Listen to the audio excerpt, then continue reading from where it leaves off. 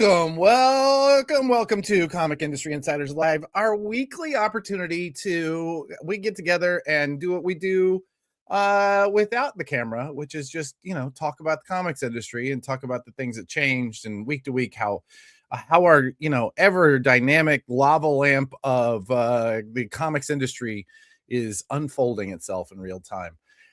My name is Adam Freeman, and I every week rely on a Canadian to balance out my purely American over the top sort of aesthetic.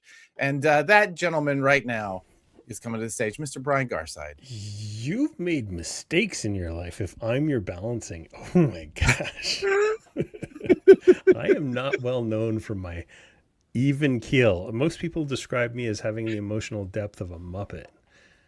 Yeah, but what I'm saying is that on an American, sort of scale, a spectrum, if you will, I see. If I'm like peak American, obviously, then you are like, I don't know, like you're from a Midwest city, big city in the Midwest, like Omaha, Nebraska, not like, small town Nebraska. We'll allow it. We'll allow it.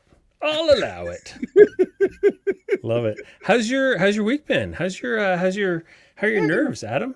Completely shot. Thoroughly and completely shot. Just I can tell you, I was just saying in there, or before we hit the go button, that we're waiting on numbers this week. We were waiting to hear about how Comics the Magazine came in on the FOC final order cutoff, and and then we did. We'll be talking about some of that as we get into it. But man, I have been a bundle of nerves, just a ball, like if you ever take the skin off of a baseball and it goes, or a golf ball, I guess, whatever ball it is, and it feels that's been me. I think what a lot of people don't realize is like there's two disaster scenarios when you're doing any successful venture.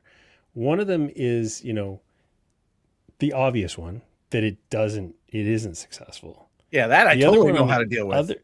And the other one on the other end of the spectrum is that it's too successful. Yeah. And then there's like a happy medium you kind of hope for. Like just let it be just enough. Because if it's too successful, you've got a whole different set of problems. And most of them, like ones, honestly, most of us have never dealt with. Yeah, well, that's just it. I've dealt with the failure. That part, I totally know how to handle that. Yeah. I'm totally good. Yeah.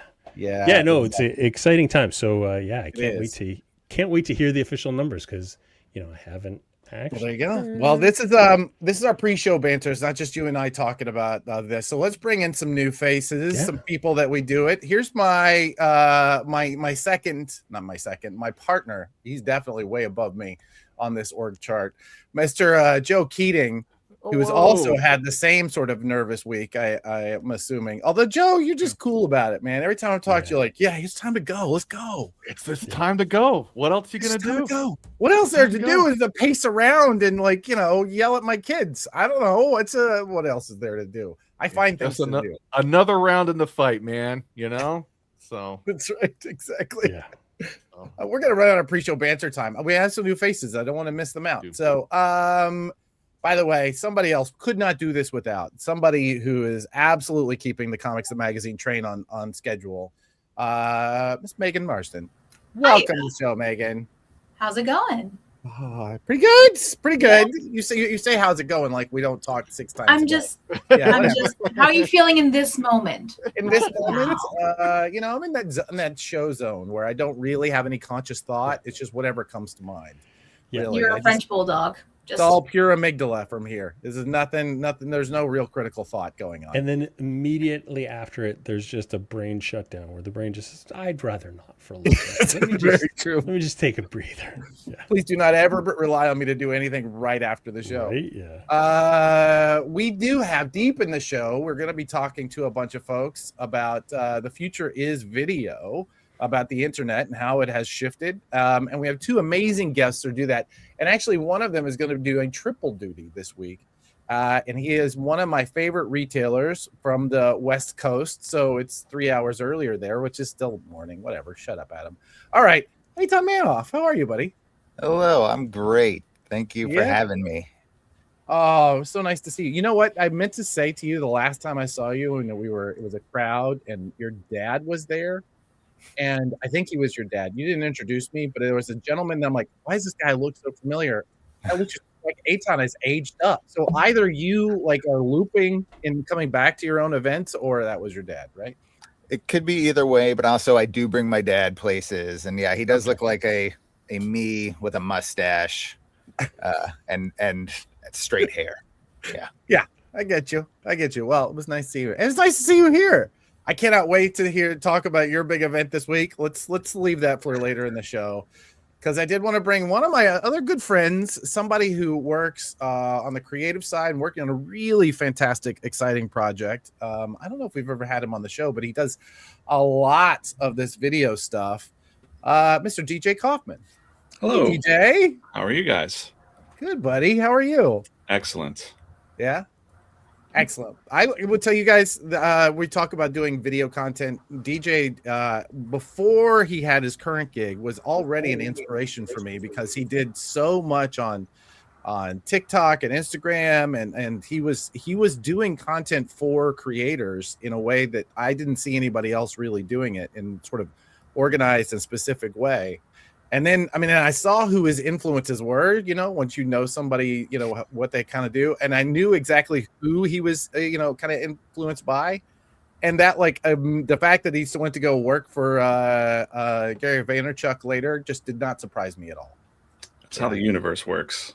So, it's pretty wild. Let's dig into that story a bit more later on. But how's your week? How's your week been? Has it been as nerve-wracking as ours? Yes, it's been a little nerve-wracking, but good in a good way. You know, it's fun. We just dropped our issue 10 at VFriends Comics, and we're prepping issue 11, which is written by Jim Rugg. It's the first time that Jim's ever written for another artist to draw, and he was very nervous. So, yeah, we're running the whole comics line here at VFriends, and it's a lot of fun. It's a lot of work, but so cool to work with so many talented people. And shout out to Prana too, because you helped kickstart us and get us going with pointing us in the right direction on all this crazy stuff that we're doing. So we are happy to help in any way we can. And I will say that, you know, Joe, you can agree with me. The minute we heard that Jim was on your project, we thought, oh yeah, this can't help us succeed. You know? Yeah, no, you guys got such a killer team. I'm excited for you. Yeah, I've known Jim for 31 years. We figured out the math when he was still in high school. I still knew him, and I'm a little bit older than he is. And yeah, Gary said to bring in people that were like family, and to me, Jim was like the number one guy that I knew. So I'm gonna try and bring something up here while we're talking. Yeah, here we go.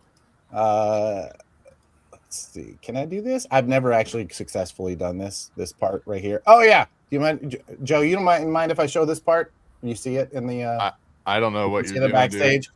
All right, whatever. I'm just going to do it. So Jim did for Comics the Magazine #1. He did a history of the history of comics magazines and zines, and that gave us the opportunity to have. I mean, Rico created this incredible infographic of all the comics magazines, how they have influenced comics over the years. Isn't that awesome? Yeah. Wow.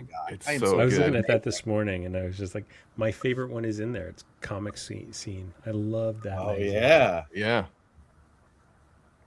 Dude, we just did an interview with Hank Canals, who is now at Clover Press.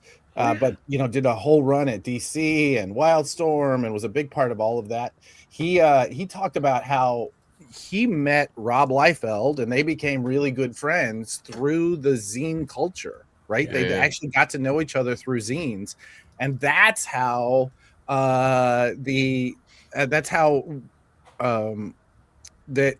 they both kind of got their careers, and how Youngblood actually got written and made was through that zine culture. Incredible. I can't wait for that to drop. That's gonna be such a good conversation. Well, DJ's already bringing friends in. We've got is it canon? We got we have VFriends Comics. Whoever's on that side, thanks guys for joining us. Absolutely wonderful. Anyway, and thank you, Blame Hoffman. I'm really looking forward to everybody seeing. Is that our boy over there? Is that who that is, Brian? Do you see who that? I don't know. Blaine Is it Blaine Jeff? Hoffman. I think it might be Jeff Figley. Yeah. Oh, it is. Yeah. Yeah. That's funny. That's his Reddit handle too. Oh, perfect. Well, I should have known. All right. Well, we have about 4 minutes. Anybody else have anything else that happened that we are not covering in the rundown this week? Because I've been chided for us not talking about comics in this first section. And, I just, I want to hang out for a little bit before and kind of get my pipes warmed up. But, whatever. Yeah, it's been a crazy week so far. Like last week was a massive Absolute week. It was just like they dumped all the Absolute stuff. And then this week, Absolute Batman Volume 2 drops. And I was kind of shocked at how many pre-orders we had. I thought I was having a ton for the shelf, and it's like, oh, you have 5 left over for the shelf. Oh, that's not enough. Nearly enough. Awesome. Yeah, we're looking at the sales. We're gonna be looking at the sales charts later in the show, and DC had the top 3. All of the top 3 titles for this week were last week were Absolute. Right? Makes sense. Yeah. That's incredible. We're gonna record a video later and see how many copies of Absolute Batman Volume 2 I can hold at once. I bet you I can hold like 80 copies of that book. That's my guess. You think so? Yeah, I think so. All right. And if I drop them, they're going to be discounted, and that'll make. Oh, you don't want that? Is this going to be like one of those? If you guess how many jelly beans are in the jar, you get something. Is that like that how it works? Yeah, that's got to be part of it. Yeah, I'm going to hold a lot. You won't be able to hold 80 copies because they'll be sold before you have them up in your hands. It's ridiculous. Good point. Yeah, Gabe had the most interesting antidote with that with Christmas. He got it sent, given him by 3 different people who are not in comics. And gave him a copy because they heard he liked comics. And so all 3 people gave him a copy of Volume 1 of Absolute Batman. That's how much that thing is penetrating the general public consciousness. Yeah, for The sure. most straight-laced person I know at Thanksgiving was like, have you heard about what this Absolute Batman book is? It's really good. That's and awesome. I'm pretty sure I did like the Wile E. Coyote eyes. Like, you know what Absolute Batman is? That rules. Oh, sweet friend. You guys should consider Absolute Batman for the cover of the first issue of your magazine. Have you thought about that at all? No, the Maybe politics a of that. It's all about who you know. That's And we know Batman. There you go. There you go. Yeah, I think Rico earlier this morning on our thread made a joke about, price of $2.99 put Batman on the cover. Who knew? Yeah, Who knew? Right. Awesome. Okay. Oh, God. All right. Hey, Ton, are you cleaned up yet? Well, not just yet. You might actually hear some construction sounds in the background if I'm on here long enough. We got some drills going. We got some saws going. I got you. So we're getting there. Good. I'm glad to hear it. All right. I'm looking forward to getting the details of that particular story. I don't know, guys. Something just tweaked in my back. This is old man shit going on right now over here. I'm going to go through this whole show like this. It's wonderful. Stretch it out, Adam. Stretch it out. Babe, get my pillow. All right. All right, cool. All right. Well, thank you everyone for joining us for this little pre-show banter. We'll probably knock you all out of here in just a moment and get to the rest of the show because we have a doozy. This is a big one. So please, everybody, if you're here, as you're coming in, and if you just came in to see DJ, which seems to be a few of you, thanks for sticking around. All right, let's light this candle. That's for you, Blake.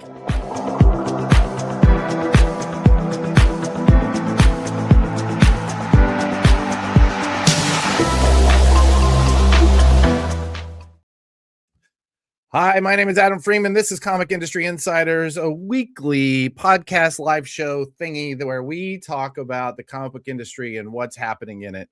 This week, we are something that's happening in it, so we're looking forward to getting into that. My company, Prana Direct Market Solutions, the name is based on a yoga pose, which I could use right now because my back is tweaked. But a man who I'm sure has a really great back from all that show snuffling is going to join me here on the screen, Mr. Brian Garside. Are you there? Is anybody going to push that button? Did I have Brian? There he is. I'm legally not allowed to push buttons anymore, Adam. No, well, I had to do it. I don't know where Blake went. How you doing, buddy? Good. Yeah, there's been a lot of snow. It's I'm sick of snow. I've been sick of snow though since November, so we don't need to talk about that anymore. This year I'm getting your snow as well. This is wonderful. Yeah, I think you are. Yeah, everybody. Somebody asked me, how are you doing? And I said, well, I have walls of ice on next to every sidewalk and driveway. It's gross. I don't like it. About right. Sounds about right. It makes you miss your apartment, doesn't it? Oh, with the staff that would do the shoveling and salting. Oh my gosh. Awesome. If you are like Jamie Colville and you have eagle-eyed seen that we have a little giveaway happening this week, we are giving away. Oh gosh, I'm going to take the whole post-it note off of here because that's going to be a reveal for later. This Comics the Magazine number 0. This is a magazine we've been working on for several months. Comes out on March 4th, the 4th, issue 1. We gave this one away at New York Comic Con in Baltimore. We got a few left that we're going to be giving out. You could have one of them and this stack of Comic Industry Insiders, our podcast. We did trading cards for each person not each person, but for some of our favorites who have been on the show. And you'll notice that there is no Brian Garside in here, but there are some pretty heavy hitters. So it's fun. Yeah, it's an outrage. My fan is just angry right now. Just your fan raging. Yeah. Hope you don't meet my fan in a dark alley. Well, I will keep an eye open. They live in Canada, so you probably won't meet them anyway. For a very polite person in a dark alley.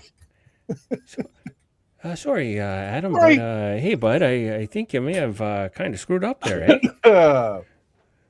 Brian, don't get ahead. Brian Fudge, do not get ahead. By the way, did you fix your QR code? Because I wasn't kidding. I will send it to a Rickroll. I'll do it.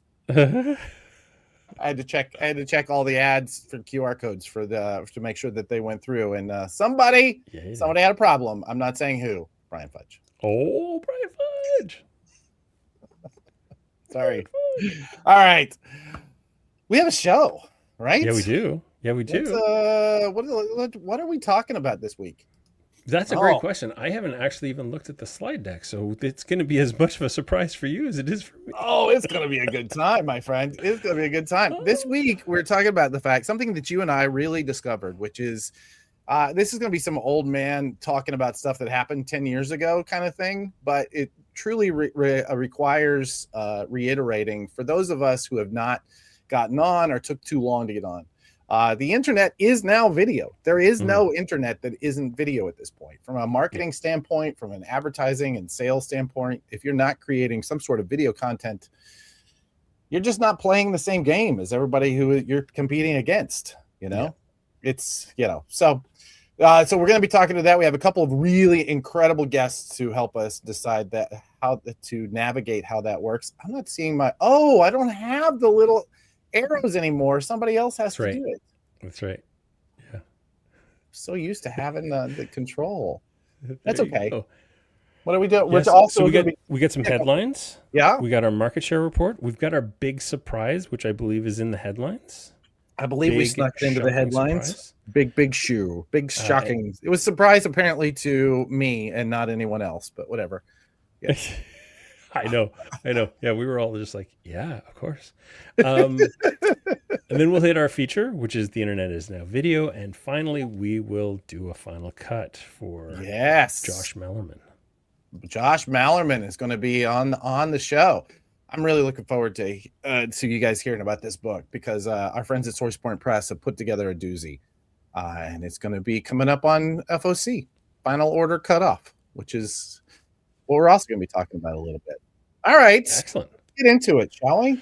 Well, before we start, I just want to talk to you about the next big thing in comics. It's comicpreviews.com. And next week, I believe you and I are going to record a little thing that will air the following week, which is going to really feature this. So I've got basically a week to get everything up and running.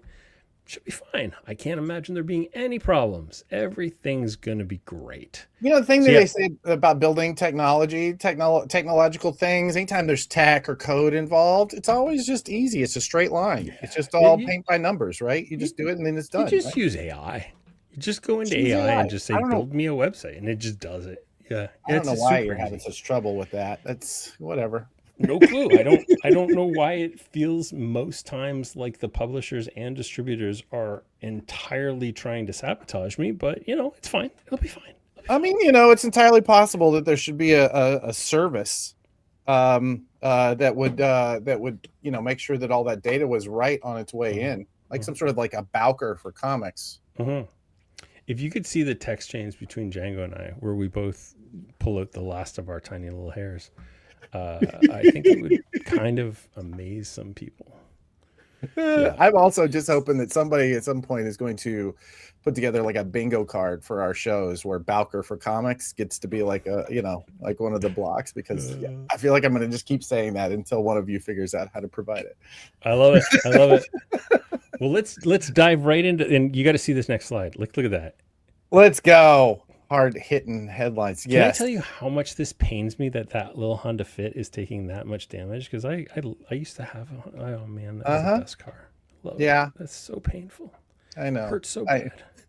The impact. It's all you know why?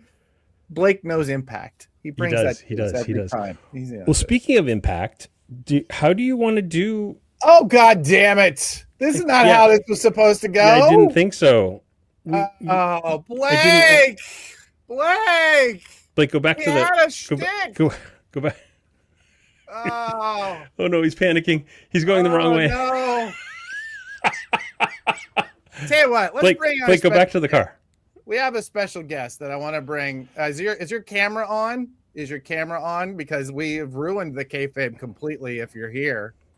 Let's add somebody to the stage. This is our head of sales, who, by the way, cameraman, zoom in on the head of sales.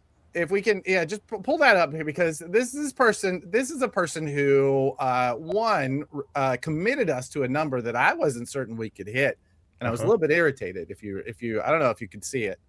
Oh no, he's not connecting. Where did he go? He's disappeared. This is so good. This is bad content, Adam. Bad content. Really bad. So the internet is now video, and we're going to show you how not to do it. The internet is badly produced video. Oh, there he is, our head of sales. Bring it. Let's see that. Have you guys read this Michael Sweater cartoon? Because it's really, really good. As I remember, excuse me, Gabe, excuse me. Yes. As I remember, we had a conversation last week where you said if we got 100,000 units, you would shave your beard off. Is that correct? He actually said that you would shave your beard off, Adam. Well, he did. He did commit me to that. Shamed him. He really likes to commit me to stuff. He really enjoys doing that. Like committing you to 100,000 copies of a magazine, right? That couldn't possibly ever happen, because the Adam Freeman, the most positive man in the world, thought, oh, well, he shouldn't have said that out loud. Here. Oh my God. Look at you. Look at you. You're beautiful, Gabe. You're a majestic beauty. Gosh, oh my goodness. That is an angry man, though. That is an angry, beardless man. That is so wonderful. I'm literally have tears in my eyes. This is so wonderful. God bless you, Gabe. All right, now you can bring up the slide. Let's go. I have not shaved since October of 2013.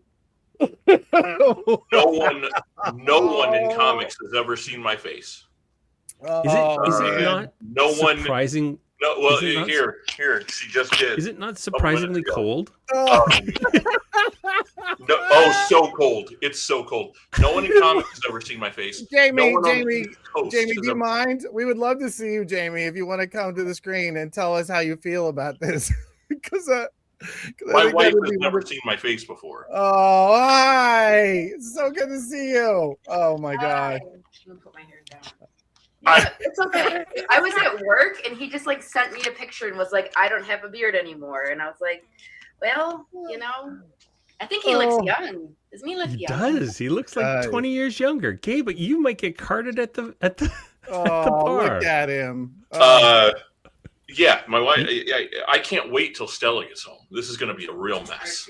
Yeah. When I shaved my beard like Joe, are you still in? 15 years ago, my then 3-year-old daughter said, "Can you shave it back on?" I was like, "Oh, that's not the way it works." I wish I could shave it back on. Oh God! I'll tell you, my kids always struggle when I shave it off. It's so I stopped shaving it off. Yeah. Joe, Hey, congratulations, buddy. All really great conversation, and you know, but not germane to anything that's really important today. Yeah. I got to tell you, this morning at 9:15 or whatever time it was when you sent the message through with the numbers, I like to believe that I've been in comics for about 11 years now, and really, if you take the event stuff out, it's probably more like 7. But like, this is a you forget when you go away from it for a little while what kind of family this is. And I know that sounds cliche and very Michael Scott and very pie in the sky and a little bit gross, if I'm being honest. But the way that the direct market has supported us in this is overwhelming. Yeah. And that's I am not whelmed, I am overwhelmed. There's really not another word for it. It's you know, if you build it, they will come, and all of those stupid cliches are absolutely true. And this is such a day, man. Beard or no beard. This is before today. The best day of my professional life was being able to co-promote a professional wrestling pay-per-view with C2E2 in 2020, right before the pandemic hit. This takes that cake by a very large margin. The 100,000, that 100,000 number. Look, we are here to celebrate comics. We don't need to be in the conversation necessarily. We need to be the conversation. But March 2026, you bet your ass Comics the Magazine is going to be in the top 10 in terms of sales in all of comics. And that's not a small thing, guys. I'm getting goosebumps talking about it. I could talk about this all day, but I tell you, this team is so dedicated to making comics better that it's just an honor to be in your presence. It really is. Same for me, buddy. Same for me. How you doing, Joe? How's your morning? I mean, praise God, man. It's been a wild one. I mean, look, is this great news for the magazine? Like, yeah, this is awesome. But like, to kind of part of what Gabe said, and I know this is not unique to me, it's a shared vision, but like, I just wanted a better conversation for comics. I want to celebrate the art form. I want to celebrate the industry. I want to celebrate the people who make it, and like, be unapologetic about it. Not like, comics are kind of weird, or comics will break your heart, or whatever. No, it's comics, and it's the art form that's driving culture for the 21st century. It's like, why not just put it out there as this ongoing celebration of it? You know, and start off with one of the most banger books of the 21st century, you know, with Absolute Batman. So it's an honor to be part of it. I agree with Gabe. I've had a lot of really cool opportunities in my life, in my career, to be a part of it. But to be part of this specifically, again, it's like, it's more than just the magazine. It's a conversation around the magazine. Yeah. And the kind of conversations we're having in there. Like, this is the first issue is 48 pages, and it's all comics. The closest we get is Ronda Rousey from the UFC, or from MMA, is in there with the UFC. I'm a big UFC fan. She loves comics. It's a page of her talking how much she loves comics. That's it. Exactly.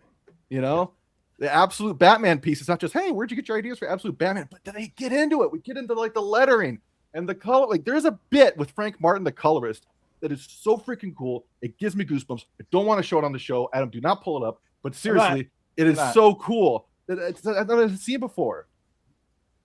You know, so that's, man, I'm fired up. You know, and I've had books, and it's just like, look, here's a message. I've had books fail. Books I would have like so proud of, and I put all of my blood, sweat, and tears in, and it did not work out. And it means so much to me that the thing that is working out the best of anything I've ever been a part of is just about the love of comics, unapologetically. So it's a good day. It's a good day. It's a good day for the magazines. It's a good day for comics. I got to say too, the next step of this is, okay, we got the numbers, and now, you got to show that the thing is good. And because I'm on the Discord and got to read it last night, holy crap, it's good. Like, I was so stoked. It was so fun to actually get to read something that, yeah. So, I think everybody's going to be in for a real. In the pre-show, you brought up that timeline. Here's what meant so much to me. My wife has no interest in comics whatsoever. She's cool, I do it. She has no interest in comics whatsoever. She saw that page and said the same thing Adam said, which is like, we need to get a print of that. Mm-hmm. So the fact that this passion for comic book magazines is hitting someone with no frame of reference for this, that's a big deal. Yeah, that would make a sweet poster. I want one. I want one. Yeah, for sure. Merch, baby. Let's go. Merch. Yes. Yeah, no, this is so exciting. I'm so happy and proud for all you guys. Like, anybody that's listening, I am soliciting ads for issue number 2. Gabe at pronadam.com. Let's talk. If number 2 hits 100,000, Gabe will shave his head. Okay. if number 2 hits 100,000, I'll shave my head. Okay, guys, I'm volunteering. I'll shave my head. I am done. I'm told sacrificing parts of my body. You've gotten all of me you're going to get. Now, if number 3 hits 100,000, we'll actually take Gabe still beating hard out of his chest. It's a third fake anyway. It's totally fine. I really want a print of Gabe's just unshaven face. That's really what I'm looking for right now. An 8x10 glossy. Can I get that signed? How many minutes in are we? Oh yeah, you can drop the F. Let's go. But like Gabe says, now it's a marathon, right? This was the sprint, and now you guys have got a marathon. But you have such a good team that I'm so confident you can do it. I'm so in. It's like every time, like, again, working this mag, time about the Discord, every time Rico Renzi, the art director on this, who's designing all this, every time he just sent a thing for the bundle, like a little flyer that's going to go in the bundle for retailers, and it rules. Yeah. It's a flyer for the bundle, So I don't know. By the way, I want to shout out who's in the comic shop assistant. This guy right here, who is, by the way, are we shaving your back? I don't know. Thank you. But a man named Django Boren is an often co-host, often crew on this show. It was his idea, that little flyer. And it was, I think, one of those things that's going to take over, because it's actually cheaper to do that flyer than it is the sticker that everybody else uses. Mm-hmm. And so we get an opportunity. And so, that joke that's on the flyer that most of you won't see until you get the bundles. That came straight from Django. So good job, buddy. You usually save this for the end of the show, Adam, but I'm going to say it now because I'm not going to be here with you at the end of the show. If you, and you're going to do the rest later, but if you own a comic shop and last night you were sitting in front of your computer and you came across our item code and you went, wait, what's this? This is one. There's one here. There's 2 down there. And, these bundles. Okay. And you put in 10 and then you finished ordering and then you scrolled back up and you went, you know what? Let's do 15 instead or whatever. Thank you. Like, I really don't know what else to say except thank you, because like, look, my only other experience with selling comic books in this way was not this good. And if you know, you know. but this it's so is life affirming too big? I don't think it is. This is a day, man. So if I wasn't in love with you comic shop owners enough after 10 or 11 years of experiencing the kind of passion that you put into every single day, well, guess what? You're stuck with my big fat ass now. Bald. You're have one more thing. Unshaven. Joe getting emotional. Here's one more thing. So my column, in the first issue, has a guy, brand new artist. You guys are gonna get him seen by 100,000 people. Yeah, that's pretty cool. It's pretty cool. Yeah. You guys are doing that. If you own a comic store and you did what Gabe said, even if you just ordered one copy, you're getting this dude's scene. And it's like, that's what I want. That's to me, my mission is why I'm wearing like my campfire shirt is I want to leave the campsite better than I found it. That's the mission for me in this magazine. All said and done, whenever this is over, whatever we can do, whatever small part we can play to help make that better. I don't know. So anyway, thank you. 100%. This has been awesome. Thank you. I agree, Jeremy. Yes. Jeremy says, please offer bundles in all your issues. I will tell you, as the publisher, as the person whose job it is to do the P&Ls, and this is a business-focused podcast, so I don't feel bad saying this kind of thing out there. It really will be dependent on advertisers. I think part of the reason why, well, the only reason why we're able to give those bundles and have them so low on the per unit cost is because this whole thing is supported by advertising. Personally, I think every comic should have advertising. I think we should all be in the advertising sales business. And I think that would allow us to lower costs for the retailers, allow us to get more people reading the books and have this be a cheap, easy entertainment. I think that is the key, is that we need to get better at selling advertising. But that's my own soapbox. I will step down off of it and say thank you to everybody who ordered the bundles. I 1,000% agree too. Like, you see all these people on Reddit that are like, comics should be cheaper. Comics were cheaper when we had ads. We don't have ads anymore, and so yeah, you got to pay for the full freight. Yeah, I love it. Awesome. Changing the business. You know what? I think we're having a conversation in the back. I'm gonna say yes. Why don't you two stick around? We're gonna let everybody send everybody off and say one more thank you before it's over. And anybody else who is watching this on the Prana team, you have the link. I would love to have you on the screen when we say goodnight. All right. I didn't mean to click that. Thank you, Tommy. Let's go. Let's move on. So the Will Eisner Library, we're doing news now. I'm sorry. This is huge. Such a weird shift. Yeah. The Will Eisner Library is for sale.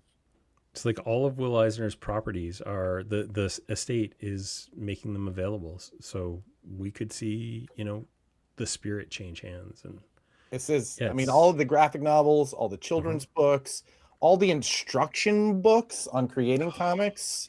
The rights to the character, the Spirit, the one that's been in the movies, the Spirit, the unpublished The Spirit story, that is still yet to come out. So why is this happening? Eisner's widow passed away in 2020, and the estate has been managed by relatives ever since. The current holders, now in their 70s, are looking to find a buyer who can actively steward and promote the work, including the Spirit. It's a new media, and bring it back to its former glory. They're not talking prices. This is going to be a big sale when it happens. It should be anyway. This is incredible. Will Eisner, interesting fact, was the person who coined the term graphic novel because he knew we had a marketing problem. I did not know that. That's awesome. Yeah. So, Tommy, maybe this is a job for Fantagraphics. Personally, I think this is going to go bigger than them. Yeah. I think the world of those guys, but I think this is going to be some deep pockets. I think you need a fairly large media company to own this thing because it will get the most possible visibility. Correct. I think that the most interesting stuff is the art book stuff, because that's how I got into drawing sequential. Was I bought, it was one of the very first sequential art books that Will Eisner put out, and I still have it somewhere in this house. It's the super interesting stuff to me. Yeah, it's gonna be fascinating to see where this ends up, and I don't know. We're gonna be excited to see it. I'm a big fan. I'm looking forward to this. Awesome. I don't get to push buttons anymore, so I can't go to the next story. I hear you. So I get to just hit filler. There we go. Our buddy Bill Shanis. Yeah, man. Bill Shanis acquires the Bud Plant comic art. Bud Plant art books. I don't remember. What's the name of the company? Do we have that? I know I've got it in my notes somewhere. Bud Plant is a mail order company. It has been around since I want to say the 70s. It's old, yeah. Yeah, he has been doing this as a mail order company that is mostly catalogs. They do some internet sales. I'm not getting distracted by Jamie correcting me.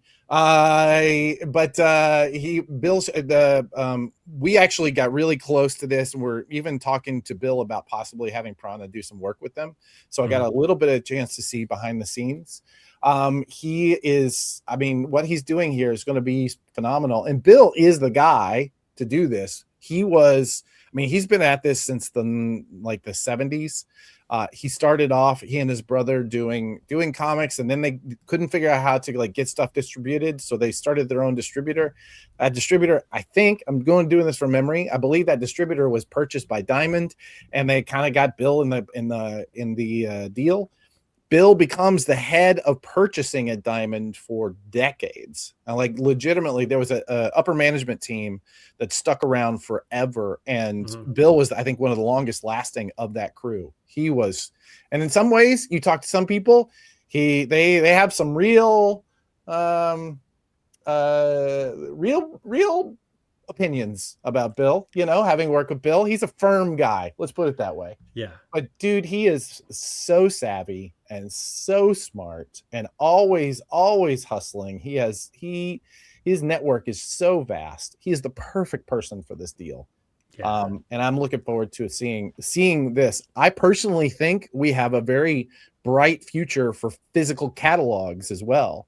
And I think that the Bud Plant catalog could become like that collector's item that we get every year to keep track of what's available. Yeah. I'm really excited about this sale. So Bill was the president and publisher of Pacific Comics. So if you enjoyed The Rocketeer, you can thank Bill for that. If you enjoyed Captain Victory and the Galactic Rangers from Jack Kirby, Silver Star, and then in '85 he joined Diamond, and he was with them, I think, pretty much until the end. Well, and then because he wasn't interesting enough, right after he retired, he made it his goal to visit every country in the world. Oh, that's fun. So his Facebook is a travel log of the entire globe. He's incredible. Yeah. Sorry, he left Diamond in 2013. So that sounds right. Yeah. There you go. Well, there you go. Bill, good luck. Looking forward to seeing what you do at the place. It's gonna be fun to watch. This one, who saw this coming? Did anybody have this on their checklist? We've got Dynamite and Coffin Comics, two of the most interesting business models in our industry. Joe and I specifically are often talking about how Coffin really is this incredible business. I don't know. It's such an incredible business that he has built there, where it is so direct to consumer. It is so engaged with his end user, his audience, like what they've done with Evil Ernie and Lady Death and that entire universe on crowdfunding. It's just been so remarkable. And then he got so big, he didn't have to use the crowdfunding sites anymore. He could take it direct. That's amazing. I know this. I love Coffin Comics. If you are out there, we'd love to talk to you at some point, both here on the podcast and here on the live show. I mean, Brian Polito is just one of the smartest guys in the room. I would love to talk to Brian Polito about why My Lady Death airbrushed illustration did not get accepted in the 1993 contest, which I still have next to me. Next time I'll bring it out and maybe we can talk to him about that. You know what? There are some stories that we talk about so often that at some point you just kind of have to put them, you have to put them away. I think there's a reason. We kind of wore this one out, didn't we? Maybe I was supposed to do this. I guess. All right, fine. Yeah, no, I still have my psycho smiley pin that I remember buying in like 93, 95 kind of thing. Like, yeah, I was such a huge Evil Ernie fan back in the day. It's surprising that that's never been like a movie, right? Like, I think there was an independent movie that was done, but it was interesting. Yeah, it was an indie film. It was very indie film. Let's put it. So I'm sorry, I missed this story. So what's the Dynamite angle? So Dynamite is going to be reprinting a lot of the early Coffin books. So the Evil Ernie's, the Lady Deaths, that line. So yeah, I should have reiterated that story. Yeah, I normally do that up top. That was was it Stephen Hughes? Was that the illustrator? Yes, he passed away like Yeah. Quite a while ago. Yeah. Yeah. That's cool. Beautiful, Awesome. beautiful work. Oh, yes, and I know that both Dynamite and Coffin, like they took a beating during the Diamond bankruptcy, and so it's good to see them starting to do these partnerships again. You know. Also, sure. if you follow Nikki's if you follow his Instagram and see who he's having dinner with, apparently that's a big reveal as to who what he's going to be doing next. So just keep following what Nikki eats. There you go. Awesome. Am I wrong? I know that there's some conversation about us not. Are we getting any? I love seeing the chat, but like we're not seeing any of the normal weird. It's weird that we're not seing any views. It's so weird, and none of them registering. But I see you in the chat, so I assume that we're there. Yeah, that's wild. I didn't even know. Mr. Kyle, what's going on? Something is hinky with StreamYard. I have a way to fix it, but it could be catastrophic. Could be catastrophic. Okay. All right. Could be catastrophic. All right. Do you want me to take a shot? I don't know. Is it still going on YouTube? Yeah, we're live everywhere but the Prana Facebook page. That's fine. Let's leave it. It's okay. Let's not risk it. Yeah, we can thank you. I appreciate the offer. Yeah. All right. Okay, cool. Our friends Oni, by the way, this was a story that just hit during press time. Oni Press, who was doing an incredible job of with their EC line. They just are bringing Matt Kint's line back. They're doing amazing work right now. They just announced that they are going to be moving their distribution from Lunar to PRH. They're going to the Penguin. Which is remarkable. I wonder how much of Simon and Schuster kind of plays into this, because their book channel was Simon and Schuster, and then their direct market was Lunar. I wonder, having things in one place, does that improve your overall distribution? It's really interesting. Yeah. It's also interesting that I wonder if what we're also going to see is, Penguin just slowly gathering these kind of marquee publishers, and just very playing a very patient long game, where, they bring in the premium. Obviously they started with Marvel, which is the market leader, has been for a decade, and they're just slowly bringing in each of these marquee publishers until they kind of have it. It doesn't feel like it's in the same way true, Megan, where they would lock in all these exclusives, but it doesn't seem to feel like it's quite the horse race, right? It doesn't quite feel like the war that we were expecting. So let's see. Yeah, exactly. Once the metadata is in, it can kind of go out, and we're seeing that loss of Diamond book distributors for many of the independent press going into book market. Yeah, it's a real struggle, and I've got an entire team literally dedicated to trying to solve this problem for us, and then hopefully being able to federate that out to a few other places. But yeah, it's not easy right now getting that metadata. Onyx is built for the book trade and really is missing some key pieces that we need in the comics industry. So yeah, it's gonna be fun. It's gonna be fun. Tommy, I'm pulling you up here, not because I disagree with you, just because I can't publicly agree with you. Hunter and I worked together for too long for me to give him these kinds of flowers. Thank you. I appreciate you doing it, but I can't be part of that. I do have to say, Hunter, hope you're out there, buddy. Yes, please. Let's get that standard. It's as though we needed some sort of company that would enforce the comic standard, some sort of like Bowker for comic books. I think that would be probably our best way to go. Yeah. Interesting. We should probably have an entire episode on what that even means, because most people are scratching their now beardless chins. All right, let's move on. Okay, what the hell? This was you wanted to drop this one in. Tell me what the Yeah. hell is going on here with GameStop. So GameStop has a massive war chest of cash from all of the shenanigans that have happened over the last couple of years with the GameStop shorting and all that stuff. And so they're looking to invest that money. And I don't know, have you been to a GameStop anytime in the last... So GameStops don't really carry games because most games have gone digital, right? Like, and when you do buy a game, most of the time what you're buying is a physical disc that is essentially an unlock code so that you can download it. So you get home and you're still downloading a 9.6 gigabyte file, right? So they've kind of morphed into this kind of a quasi toy store, kind of an apparel shop. It's like if the good parts of Toys R Us, or maybe even more appropriate, like KB Toys, which was always in malls, and Hot Topic kind of merged together and then added a bunch of manga and some Gundams at the back. That's kind of what GameStop's become in the last little while.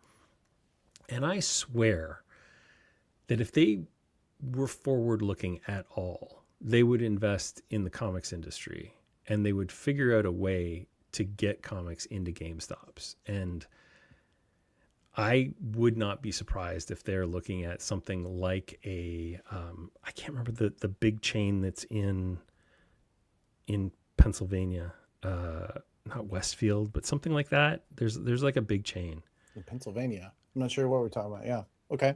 Yeah. But anyway, there's like a 30 store chain down there that's kind of like a comic shop that's fused with a Hot Topic.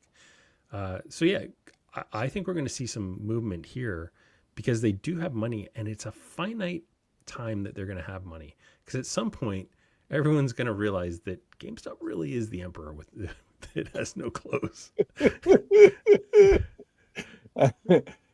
They are. As you were talking there, I was trying to bring up Newbury. That's what pictures of our buddy Shannon, who is quickly buying up all the GameStop furniture that he can find. Yeah, because it's so good for comic shops, right? Yeah. So yeah, any comic shop that sees a GameStop going out of business immediately, it's like, oh, furniture refresh. Yeah, there's a location near me that if they go out of business, I will open a store there. Like that's my plan as soon as it goes out of business. So yeah, let's go. Awesome. All right. No, what? No. You know what? It's not fair to any retailer to laugh at their misfortune. But if ever you are having a comic shop where the robber breaks a hole in the wall, as best as I can tell, the Kool-Aid shaped villain apparently is on the possibilities. I'd like to bring to the stage the owner of Cape and Cowl Comics, Mr. Eitan Manhoff. Eitan, what happened, buddy? Hey guys, man, I love that image so much. You have to send that to me. That's amazing. I can use that. I'm not saying that you're on the show this week so that we have an excuse to do this slide, but I'm also not saying that. Yeah, it's a wild one. Right through the wall. You know what? They should be very scared because I don't want Danny Ward mad at me. It's just a little intimidating. It's a little bit. Tell us what happened here, buddy. Yeah. How'd you wake up this morning? Yeah, so it was yesterday. It was 7 a.m. I had just gotten out of bed, and kind of like weird coincidence, my group chat with like some of my best friends is blowing up because where they live, maybe 20 miles from me, there's earthquakes and they're feeling these jolts and whatever. And then my alarm starts going off at the store and I'm getting alerts about it. And I get a call from the alarm company and I'm like, I don't know. I mean, like the store is not really where they're saying these earthquakes are, but I bet you like a big Sin City book fell off a shelf or something and like scared the alarm system. So I'll go down there and I'll check it out because I'm not gonna be able to go to the dentist without going to see what book fell. And so I go down to the store and it was not a book that fell. well, a lot of books fell, but it was not a Sin City. It was, yeah. I saw at first walking into the store, I saw our main register area, and like we give away bookmarks, and there's bookmarks all over the floor, and I'm like, oh shit, that wasn't it, because specifically the alarms that went off were in the back of the store. They were back of store alarms. So I was like, oh, well, it's not not these 500 bookmarks that fell on the ground. As I look and like, oh shit, okay, the computer's on the ground, the cash drawer is gone. I start to go deeper into the store, and I see that we have on the back right-hand side of our store, there's 2 locked doors. There's a storage room and there's a bathroom, and both of those have been kicked in. And I'm like, oh shit, we keep decent stuff in that storage room. So I take a peek in there. Everything's there. There's nothing missing. I turn around and boom, there's a hole in my store the size of about one person. I think they came in behind a bookshelf. Yeah. No, they came in behind it. Looks like a back issue bin. The amount of it's a bookshelf. So okay. Below my store is a basement. It's about the size. My store is the bottom floor of a building that's got about 20 apartments above me.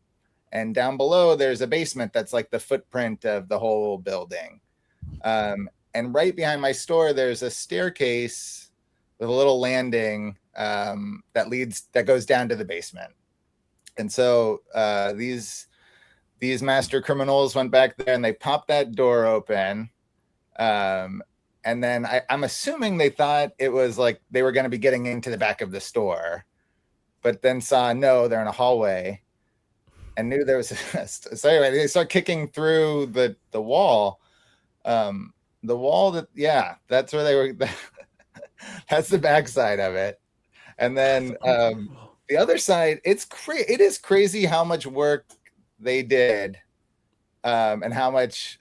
So I talked about this with Adam once. The back half of our store, we expanded and we took over a yoga studio, and we turned the yoga studio into a comic book store.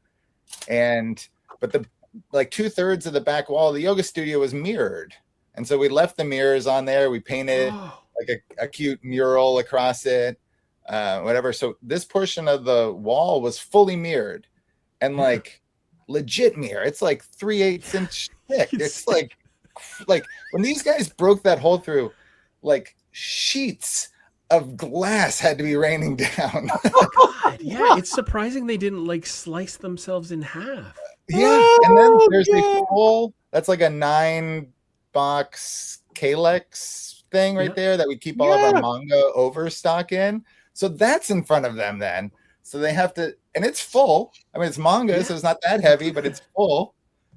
So they have to push that over and climb in. So they worked for that $427 or whatever the hell is in the cash drawer that they took. Worked and risked life and limb. Seriously. Holy mackerel. Please. Yeah. Oh my God. I am so incredible. I mean, I will tell you that this has happened to me when I was a comic shop owner, and I was at Comics Pro, their annual meeting, and we got our alarm, and somebody went and checked it out, and so we had to like rush home. But like they went through the front window. I just love that they had to like go through a wall. Yeah. This was I mean, you gotta tip your hat. You're like, you know what, guys? The dedication, man. Dedication. You earned it. You really earned it. Did they get anything good? Can you say? I don't know if you can say, but you know. No, they didn't. I mean, it's kind of funny. They were not there for comics. They were there for the they were. I'm gonna go hit up a GameStop. They got the catchers. They grabbed some random things, like just the most random things. Like we just got some samples of some comic frames, so we put them out on a counter, and we put some truly random back issues in them to show what the frames look like. They grabbed 3 frames. We once tried to sell the game Card Fight, which is like a Skybound thing. We didn't sell any. No offense to Skybound, we sold none. But on a bottom shelf behind a counter, there's like 20 boxes of Card Fight. They grabbed those. And then we started making mystery boxes of like bulk back issues, like just this weekend. and they grabbed a couple of those, but they appeared to have dropped all of them while trying to get back through the hole. Oh goodness! You could almost well, thank I them am for so taking your sorry. card That's gonna ruin your day and your week. Yeah. But man, that's funnier than I thought it was gonna be. You know, man, we've seen worse. There's so much no worse. kidding. It's fine. Yeah. It's fine.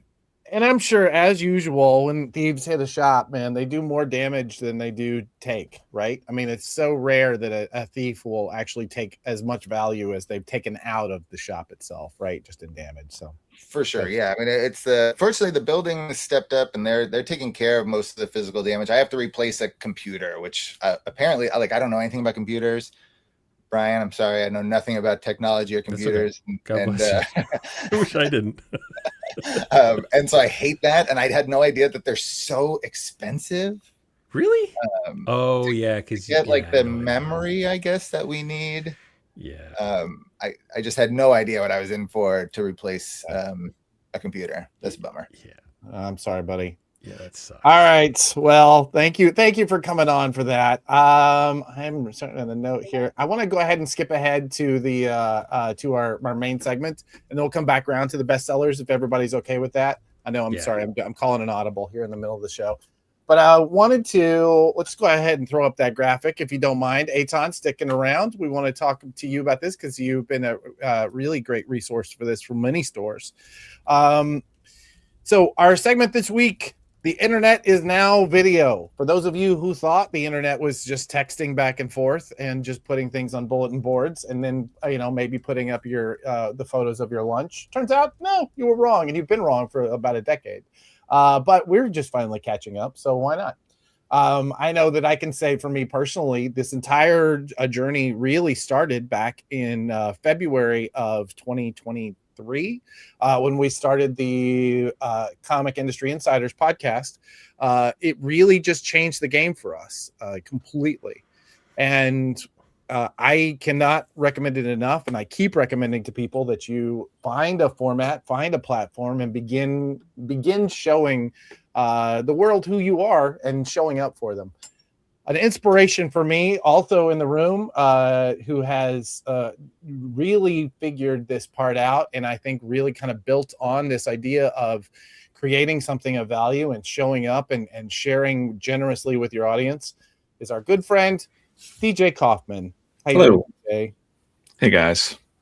Boy, you talk me up like I'm a huge influencer or something. I don't feel that way at all. Like, Well, I think the secret... I think that's the thing that most people don't get is you don't have to be a huge influencer, right? Absolutely. You really just have to have a core audience. I kept, our goal has always been the right 200 people watching our content, and having that as the guide has really made all the difference, right? Absolutely. Yeah. I talk to so many YouTubers and content creators, and like the mistake that every comic creator makes too is they don't know their audience. They just don't know who they're speaking to. So for comic shops, who do you want to talk to? Other comic shops? No, you want to get new people in the door, new butts in the door, right? So, and so many comic creators have their list of followers are just other comic creators, and that's just jacking up their algorithm. You just want to talk directly to your new readers. Who do you want? That's who you're speaking to. Like you're explaining your books to your grandma or something, right? Right. So, and that is a skill that you have to learn, but you learn it the hard way. I don't think that anybody shows up, does their first video and kind of knows how the whole thing works. Right. Eitan, you're on the board of directors for Comics Pro. I think you're still there. Yeah. I'm sure that you spend a lot of time talking to other comics retailers about this idea. If you're a retailer or you're running a small business, maybe you're a creator like DJ, how do people get started? How did you get started? Because you guys have a really dynamic social media presence at your store. Yeah, I mean, I think you attack it from all angles, right? I don't think you want to do just one thing. Even if you find one thing that works, I think you want to diversify the kind of content that you put out there. So in like the most practical sense, when you need to put a lot of information out about like an event at your store or something important, it almost has to be a video, because like Instagram is the big thing for us. Instagram's our main form of social media and communication, I guess outside of our direct email list. And Instagram hates a graphic with a ton of text on it. Like if you put an event up with an image that's like, it's from this time with these people, and this is what we're doing, and this is what we're giving away, and this is who we're supporting, and this is like, it'll be seen by 17 people because they see all of your stuff and nobody else, and nobody knew, certainly. But if you put that same info into a video and you like get a little snappy and move, and smile, and you say that same information, you'll get 100 times more mileage out of it. So like that's practical. Also, people just like, I always think that social media for a store should be about the personality of the store and the people within it. So some of our most popular videos that we put on have like nothing to do with selling anybody comics. We had one that really hit a week or two ago where we found a Kool-Aid packet in like a 1996 issue of Sabretooth #1, I think. And we made the Kool-Aid and we drank it. You invoked the Kool-Aid man? Did you do this to yourself, Anton? Oh no. Oh no. Oh, we were honoring him. We were like, we're not going to throw away this Kool-Aid. You wanted it back. Somebody you has candy to man to the Kool-Aid man. Yeah. You don't do that. He goes busting through your wall. Oh, yeah. You didn't say his name 3 times, did you? That's exactly how he shows up. You guys are blowing my mind right now. I did not know that I asked for this whole thing. Don't make Kool-Aid on Instagram, because I promise you it will not end the way you think you want it to. God. You thought the worst thing that could happen was a little botulism. I'm sorry. You were saying it was a really good point, but I'm so sorry. The video did great and high interactions from all, customers and creators and other stores and other people in the industry. Just like, wow, those guys are nuts. And I do think I made my guy at the end say we have other comics that may or may not have Kool-Aid packets if you come and buy some of our comics. And then most recently, I have one teenage staff member. She's 17. She goes to high school across the street, and she's now exclusively making TikTok videos for me. And it is one of the most fascinating things I've ever seen, because it is not something that me or anybody else on my staff could do. And I'm so impressed by what she's doing, and it's so simple, but I think it's really important, right? Because a lot of our stores are getting new customers right now. And they're young and they're super enthusiastic and they're like all about it. And I kept hearing like, oh, they're getting info on TikTok. Like they're finding out about comics on TikTok. And I was like, what does that mean? I don't get it, And then we had Lindsay, my staff member, start making these videos. So I started exploring TikTok a little bit. I'm like, oh, wow.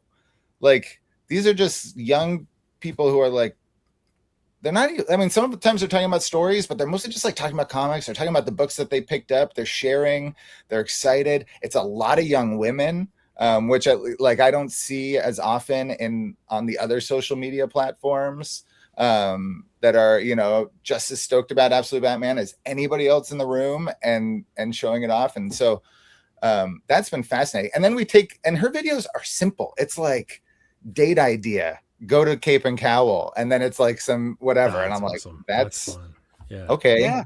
Okay. Whatever you say. And then you move that over to Instagram and it blows up. Like, really? Yeah. That's all it takes. Yeah.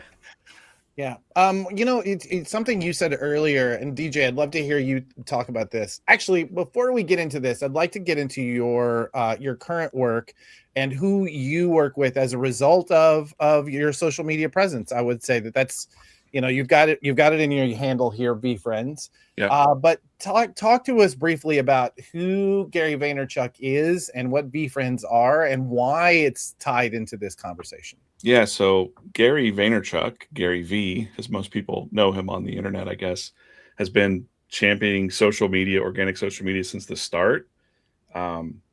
It's kind of his fault. The creator economy happened. All these influencers popped up because he was showing them you can do free content. We've never had this opportunity before.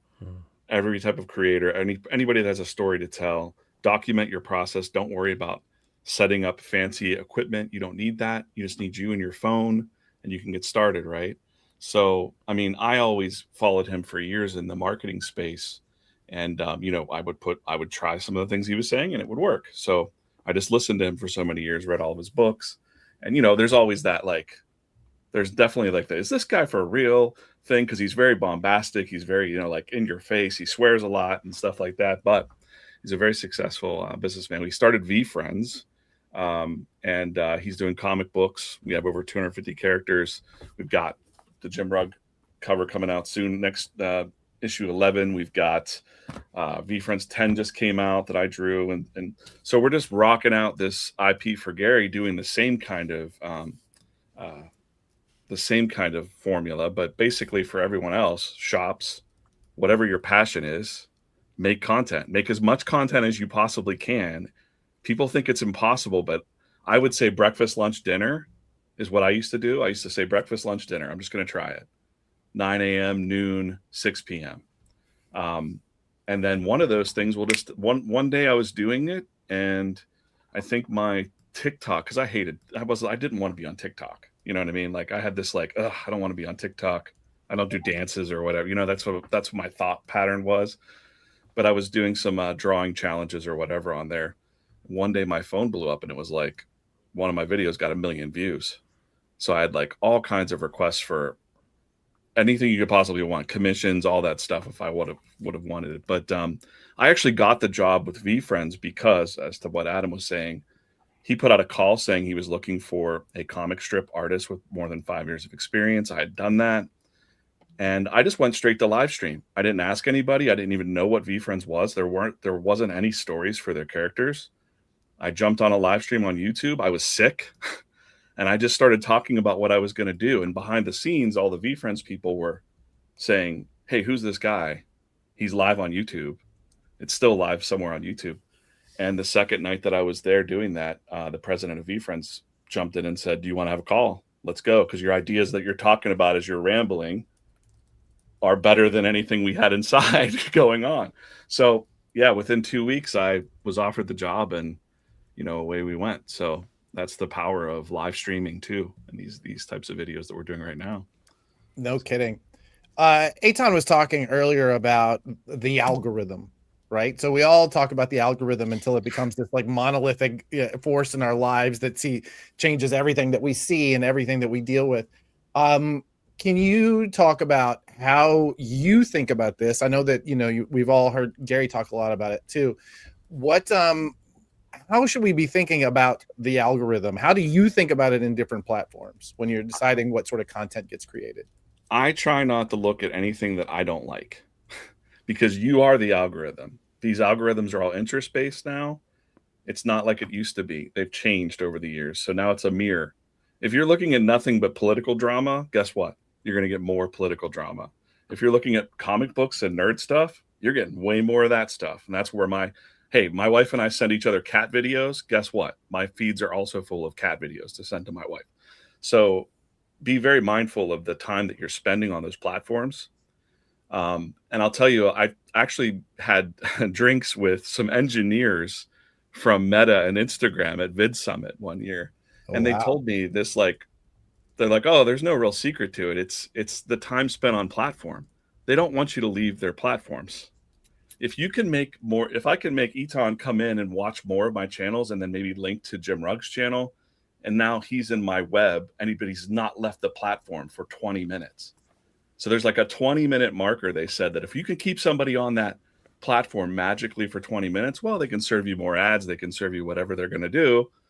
But they start to serve more of you because they're like, hey, Adam's content keeps people on our platform. Mm-hmm. But if you're sending links out away, if you're just posting to say, hey, come check out my website, they're going to bury your content. So think about that. How do you stealthily put out your what you want someone to do, the call to action, without saying it or linking to it. That's a art, right? To do. Right. Yeah. You want to slowly, truly, you are serving the platform in that moment, but you gotta use that opportunity to say, please go here as well, but right? There really is no algorithm, though. You are the algorithm. And I've heard Gary yell at people, like, just say that over and over and over again, but it's true. It's just so true. And it can happen fast now. You can change the algorithm of your socials very quickly by what you follow and comment on. So that is very true. I've heard actually Gary give that challenge. If you feel like the internet is against you, to, intentionally spend an hour changing it. I must say it's hard for artists, because if Gary says, let me see your phone, I'll show you what your interests are. He might see models or something on my phone and think, is DJ just looking at girls? Because artists look at models and like reference photos. So like our things are a little whack sometimes, but I'm like, Gary, I promise it's not like that. But one other big thing I would say, and I think you read this book. I'm not going to plug his book. It's free. You can read it online. I've got it right there. Yeah. Day Trading Attention. Real simple method for any kind of shops out there, because he's done this for so many real estate agents and wine shops and whatever. Put out that organic content. Put out a ton of it. Put out 20 videos, shorts, 1 minute or less. You're going to see the one that's organically getting reach. It might not be the one that you thought, or that you're like, this isn't really the pitch I want for my comic book store. But if it's the one that's actually getting organic reach, it's proven in the platform, and then do localized ads on that piece of content on Facebook within a 5-mile radius of your store, and you're going to find new customers. So it works for all kinds of local businesses, from car dealerships to whatever. So it's a pretty awesome hack for brick and mortar stores, just to say. Absolutely. You know what I'd love to do to kind of wrap this up, and Brian, I'd love to include you in this, because I know you've given this a lot of thought. You are a capital M marketer, as I've said in the past. I am going to give my lessons that I've learned, and I will tell you, every time I talk to you, every time I hear from Gary, and talk to your team, I'm always, I could do more. I know I can do more. But we have not really done shorts well. But I will tell you that in the time we've done it, my big recommendations to anybody who is listening to this are: find your audience, right? And it could be on YouTube, it might be on Instagram, it might be on TikTok, it might be that your audience is people who want zines mailed to them. Right? Whoever your audience is, you need to kind of isolate out what the platform is and make sure that platform can scale. Right? So are you going to be, once you find an audience, will that audience begin to feed itself and grow? 2, create content on a regular basis. And I know that word content gets thrown around and it gets to a point where it's almost a dirty word, but like, create something for that audience and do it generously. Right? They want to hear. We do this every week, and we've never sold an ad. We've never gotten a dime out of Meta's ad network or whatever. We do this because we want to give you what it is that you need to grow your business, right? So do it generously and show up. We do this every Tuesday at 2 p.m. whether we want to or not. Right? Every Thursday we have a podcast that goes out, whether we're ready or not. Every Friday we have a newsletter that goes out. It's oftentimes at the very end of Friday, but it has to go out. It has to be consistent, because you have to build trust and reliability. Those have been the things I've learned, and I've never been good at short form video. But there you go. Anybody else? Throw a couple more in there, because I think partnering up with somebody who can help hold you accountable and help with all that stuff. Like, if you and I were not together on this thing, there's many a Tuesday where there's many other things that I should be doing, but this is our rock. This is in our calendars, and we do not move this. So yeah, I think that's super, super essential. The other thing that we decided very early on is it is really easy to chase the algorithm. You just have to be super negative, and but you are going to get those. Comics are dying, people. Everyone. Yeah. Comics are dying. Right. Yeah. And what you end up getting are the wrong people who, like DJ said, are just talking amongst themselves. Those are not comic buyers, the ones that are saying comics are dying. They just want to watch the blood flow. So don't chase the wrong audience. Your North Star should be, these are the people that I want to find, and go find them. And the third one is start today. Don't worry about your setup being perfect. It's not going to be perfect. I am literally 7 years in, and this is not my perfect setup.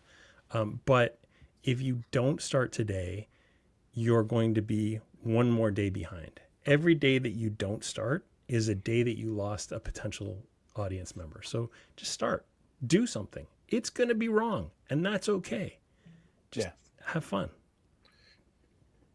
DJ Eitan, you guys have some DJ, you dropped so many bombs already. Is there anything we missed? Yeah, sorry. I could talk about this all day, but I would just say try to find a way to bring value. Try to, like, whoever you're talking to, whoever your audience is, remember it's about them and not about you. So talking too much about yourself, you're like, if someone sees you creating content about your shop, cool, like tell them about why they should come in, or like what the value is for them. Teach them something, like don't make Kool-Aid in your store because the Kool-Aid man might jump through the wall.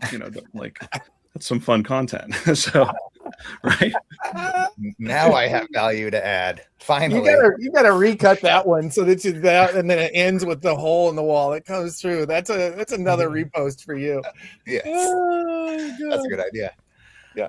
I think maybe this one little, like, another kind of practical thing is, if you are able, and I don't mean to cut out smaller shops or anything where staff is tight or anything, but if you're able to have somebody on your team that works on social media, it's huge. And let them do it. I know it took me a long time. Because I did all of our social media for years, and then I started passing it off, and then you see that staff member sitting there on their phone, and you're like, but all those books need to go into the bins. What are you doing? Just like, let them do it. It's worth the however much an hour you pay to have some help, to have somebody to bounce ideas and have fun with while you do it. It's more fun with other people. So if you have the means and some staff to spare, just do it with somebody. It'll be more fun, and people will pick up that you're having more fun.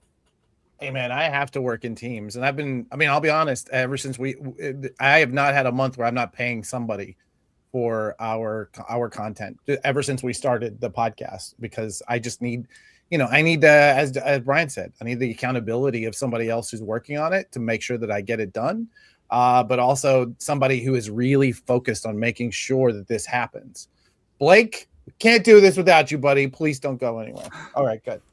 Eitan, DJ, thank you guys so much for being on this segment. I mean, I think this means the world to so many people. We can all be using these platforms to grow our businesses and ourselves, and find ourselves doing our dream jobs like DJ. So, where can people find both of you? You can find me at DJ Kaufman, all one word, COFFMAN, or just look up DJ V Friends. You'll find me somewhere on the internet. We're at Cape Cowell Comics on everything. So the name of the store minus except for TikTok, which I think we are Cape and Cowell Comics, because I think I made one that was Cape Cowell Comics a couple of years ago and can't get into it. So at Cape Cowell Comics everywhere except for TikTok, which we're at Cape and Cowell Comics. Awesome. I'm actually going to I'm dropping into the chat the link to a long form conversation I had with Eitan on my podcast. So thank you guys so much. Eitan, if you don't mind, we're about to do the bestseller list, and I'd love to keep you around to talk about those books. Let's do it. All right, man. DJ, thanks, guys. We'll see you go soon. make comics, Thanks, buddy. Yep, bye-bye. Talk soon. Awesome. All right. Let's get into some data, shall we? Oh, my favorite. This is so good. We need an opening slide for this so we can kind of transition to it. Yeah. Thank you, Kenny. Tells me my beard game is working. 60,000 consumers, over 500 stores in various markets. We were able to get the POS data from them and pull together your interests in the new comics section, right? So this is the books that are sold in comic shops all over the world. All of this data is then anonymized. We scrub it clean, and we come up with our market share report that we're able to report here every week. And then we do have a top 400 list, and I'll tell you how to get that at the end of the segment. All right, cool. Let's get into it. Who's winning? DC far and away trouncing Marvel last week. Now, I will say, for those of you who are in here the first time, and thank you for joining us, this is not like this is a week to week thing. So, some weeks DC is way up, some weeks Marvel is way up, but obviously this week is Image almost always seems to, no matter what, coming into 12 to 14%. It's like a pretty standard for them these days. And then everybody else here, these next few are usually right around the same. And we always have some changes at the bottom 3 or 4 each week. But last week, I think this was almost an exact inversion. I'm pretty sure Marvel was 50 something percent and DC was 28%. And I think Ignition was on there last week because they had a new number 1. That's right. Bloodline, I think it was, came out last week. Ton, is this what Cape and Cowl looked like last week? Or this? Yeah. This is this is the books that shipped last week. Yeah. Right. Yeah, no question. I mean, last week was a 4 absolute title week. So that's just that's a beautiful thing. We see a lot of people come in, but if you got 4 new absolute titles on the stands, there's zero question of who's going to be the top of this list. Last week was Absolute Batman, Absolute Wonder Woman, Absolute Martian Manhunter, and Absolute Flash, I believe. Yep. And those top 3, those first 3 you mentioned in that order, were the top 3 spots. Iron Man came in at number 4. And then I think Amazing Spider-Man Annual at number 8. This is notable, and something that I realized reading this week, the DC version of the Batman Deadpool book is still charting at number 20. So I think one of the things we're able to do for this particular list that we are not doing yet is to talk about the fact that some books are just going to be your best sellers every week for a while. They're going to keep being restocked, I didn't look to see where Absolute Batman number 1 is, but it has been in that top 400 for many weeks in one version or another, Yeah, the 10th printing just came out like 2 or 3 weeks ago, so that doesn't surprise me at all. Yeah. I was interested on that list that you sent to me with the top 400, how many issues from previous weeks were so high up on the list, because that's really something that we're attacking in our store, because we're selling so many more single issues than previous years right now. So like making sure those stands are stocked with whatever issues we have for a series that we can fit out there reasonably. Like people are buying 6, 5, and 4 of a series, or going back for issue, they're reading all the Absolute books, but they haven't tried Flash yet, so now they're grabbing all of those. So I thought that was fascinating about that list, is that these previous weeks, it used to be, you had like a week to sell a book. Yeah. And then it just, maybe they trickle out, but now they're moving. So how does that shift your ordering? Like when you are, do you have certain rules for, we want to order this for day 1 sellout, we want to have 2 weeks worth of this or whatever? Or, how do you decide when you're sitting down to do those numbers? I'm flattered that you think I'm that smart or organized, but we look at the cycle data, and we're just ordering with a longer tail now. I want to have books on the stands longer. Books that I trust and I believe in, of course. It's not every book, and I'm reordering for the first time in years. If I sold out of a book, hell yeah. Like I don't ever want to see that book again unless a customer special orders it because they need to fill it. But now, I sell out of it could be number 1, of course, but it could be number 8 of a series. I'm like, I think I need 5 more of those on my stands, or 10 more of those or something. And that's new. That's wonderful. God, I love that. Oh man, we're going through such a good period right now. I'm just I'm so happy to hear that you're having to make those adjustments, right? One of the things that we've been tinkering with behind the scenes, we haven't made any of this public, is the average per store. This is average sold per store. So this is just me talking out loud. 64 copies per store of Absolute Batman number 16, with Wonder Woman coming in right behind with 39 copies per store. That's a huge gap, right? Automatically that 1 to 2 is immediately a drop. Then Iron Man and Martian Manhunter, both pretty close in the 22, 24 copies per store. Absolute Flash coming in at 18. Justice League, Superman. So far, then it just starts to incrementally drop off. But man, the absolute Batman is still bringing people in. You know, it's crazy. I'm surprised that Amazing Spider-Man is a little low on that, because like, even though everyone complains about Amazing Spider-Man, but as long as I've been alive, everybody has complained about Amazing Spider-Man and still bought it. It's like our number. I think it's our number 2 across the board, and it's pretty on par with Absolute Batman, like fairly close, within spitting distance.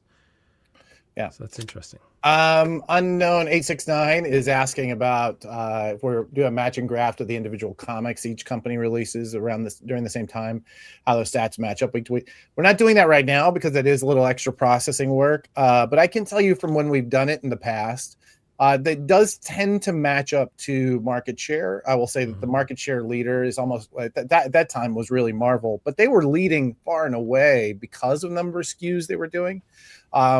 However, they were still, their average SKU is still outselling DC at number 2, right?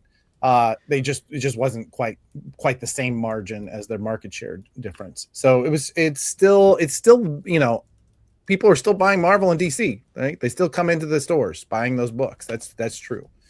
I know, just looking, because I looked at this number recently, and in December, Marvel had 78 SKUs and DC had 62, and then the next closest was Image with like 47, I think it was. Yeah. And it tends to be the case, but they create more because they sell more, right? And they can afford to create more. And by SKUs, I mean like individual covers. That doesn't necessarily mean individual titles. Marvel just has way more individual covers than anybody else. And you know how much we love Dynamite, but if SKUs were bought market share, Dynamite would be the market winner.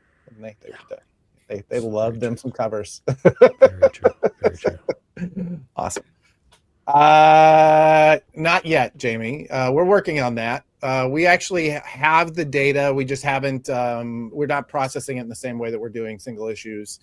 That should be, I don't know, next couple months, I would say, depending, you know, the weeks where we have to put a magazine to bed. Obviously, we don't spend any time doing a whole lot of deep dives on the numbers. So trades are also interesting because they're not so much initials as long tail. Like you will sell more trades over the long tail than you will on that first week by far. Like, you know, factor of 10, 20. So even though we're selling, a ton of absolute Batman Volume 2s this week, over the next year, I will sell 5 times as many as I sell this week. Guaranteed. Also, it's good to note that data is available. BookScan is carrying, you know, what Amazon and the libraries and Barnes & Noble and everybody else, and a very small handful of comic shops are in that data. So that data is available. This data is not. We've just not been able to, this data is not available anywhere. The closest is what ICV2 is reporting, and unfortunately that's a really small cohort. So we're about, I don't know, it's anywhere from 5 to 10x their cohort as far as stores that are involved. So yeah. Anyway, Eitan, thank you for coming on, buddy. I really appreciate you being here for 3 segments. You know, it's nice to, I mean, next time, hopefully you won't have to get broken into in order for us to bring you in.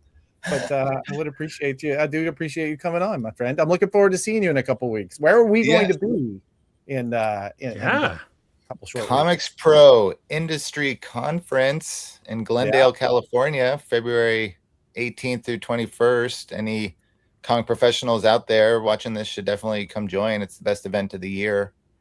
I've been asked but more than once by people who work inside of comics but maybe don't work directly with retailers. Is it worth them coming, and should they register and show up? 100%. I mean, absolutely. I mean, it's really like if you network only, if you just shake hands and smile and meet people and make some connections, which I know is like not easy for everyone, but it happens there anyway. And it's a lot of fun, and you learn a lot and you get a lot. And yeah, I really believe in it. I truly do. I don't mean to sound like a shill. I've gone to everyone in the 10 years that I've had a store, including 2 months into owning my store. And I think it's the most valuable business trip I take all year over San Diego, over any other cons or visiting other stores or anything. It's really invigorating and valuable. I absolutely agree. And I will say, I think I've been to every one of the Comics Pro meetings except for one. And that was a weird career year for me, but otherwise I love it. I can't wait. So nice. Awesome. All right, buddy. Well, thank you for coming on. We definitely do appreciate you being there. By the way, before we leave this particular segment, if you are interested in what we do with the bestseller list, please subscribe to the Prana Bullet. Hit this QR code with your phone to let us know that you did it, or just go to pranadm.com and go ahead and sign up. We do this every Friday where we give you all of the big headlines of what are happening in the comics industry. We hype the shit out of Comics Pro on a regular basis, but we also give you the top 400 sales in single issues in the stores as of last week. So please check us out. We will get you the very next one, and we promise not to completely and load up your inbox with the rest of our clients, but just a little bit. So awesome. I read every single one. Thanks, guys. Look at you. Thank you, Eitan. Have a good one. Oh, no, it's not me. No, you don't want me. You can do it. You can do it. You can intro this one if you want. I could have. I didn't know what we were doing though. I don't have the rundown in front of me. Oh, I panicked. Whew. You all right? You a little flush? I'm good. I'm good. Thought I was on my own for a minute.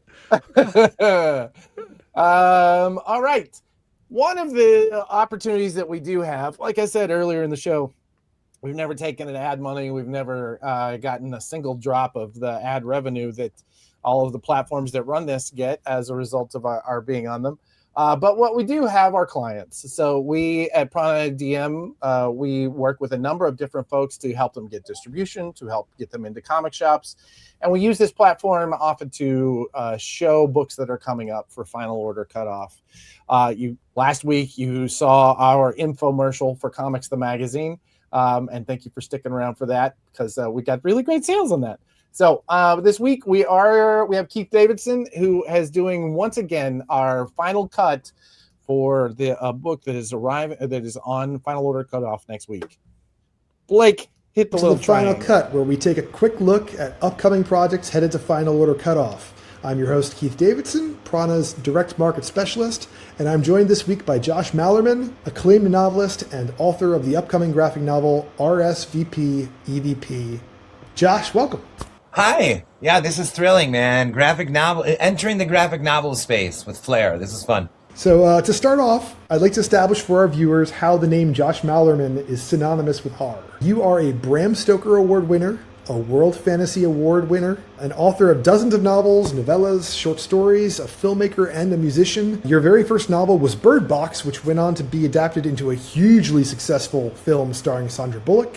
And the legendary Stephen King has lauded your work as authentically scary and the Exorcist level of scary. So, with that context established, let's start with, how does horror resonate with you, and why is horror storytelling so compelling to audiences? I've always felt that horror is almost a way to Trojan horse childhood into adulthood. I think, like, who is supposed to believe in vampires and zombies and ghosts and this but kids? And we're supposed to outgrow these fears and that sort of thing. But I haven't. I have like a cherished Arrested Development, where I still, for the duration of while reading the book, while watching a film, while writing a book, I am scared. I am legitimately afraid. And in the same way someone has a funny bone, I have a horror bone. And what the great works are, I'm still scared a few days after the book's done too, right? So for me, there's a bizarrely like youthful thing about horror. Like, oh, I can still get this scared. That is good. So let's talk about RSVP EVP specifically. What is this graphic novel about, and what did you hope to explore when you set out in writing this tale? It is about a parapsychologist, a doctor, who has been scouring the internet for signs of ESP, people who exhibit signs of ESP, and he believes he has found it with these two young two boys, and he invites them to his home and lodge to be studied for a couple weeks, that kind of thing. What he doesn't realize is that these guys don't just have a little ESP in them. They can do anything. They can shape reality with their minds and with their whims. Unfortunately, only one of them really wants to be there. The other one doesn't. So essentially, RSVP ESP becomes a battle for the doctor's reality, for his sanity. And as he's testing them to verify how powerful or how much ESP they have, he may not even be interviewing them. They may be somewhere else in the house. When you look at your whole body of work, do you feel that there are any comparable stories to RSVP ESP, so your fans know, hey, I liked that book, so I should pick this up? Yeah, I think so. I think Pearl definitely fits in with this. Pearl has elements of ESP and telekinesis and that kind of sort of thing. I think Spin a Black Yarn, that won the World Fantasy Award, also has elements of it. I think in a general sense, the horror fan is drawn to stories of the occult, and this is absolutely a story of that nature. And so I think in a strange way, I feel like all my books, it makes sense. It fits right in with the body of work. So let's talk about the audience for RSVP. Who do you think is the ideal reader to pick up this book?